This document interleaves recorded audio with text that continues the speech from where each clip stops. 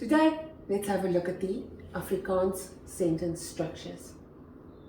It might look very complicated, but I looked at some other languages and Afrikaans is one of the easiest sentence structures to master.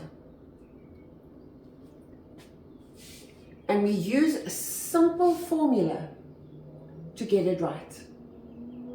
The formula is STOMPI, S-T-O-M-P-I. The first S is an acronym for subject. We ask the question, who? Who did something? The answer will be your subject. Remember the next one? We had that lesson where we said the golden rule in Afrikaans is that the verb always comes next. Your verb comes next. Then we have time. Ask the question for yourself, when? If you can answer that question, you can add time. Next we have the object, what, the manner, how something was done, the place where it was done, and lastly, the infinitive. We do have a verb to here, but I'll explain that to you a bit later.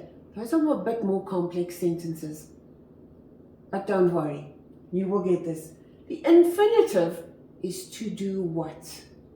You ask the question, to do what? And if you do something, you have to have a verb. Let's have a look at an Afrikaans sentence with all of these in it.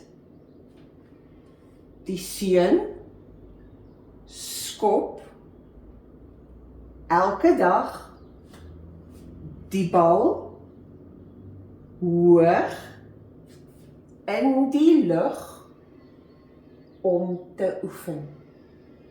Every sentence not necessarily have all these elements in it.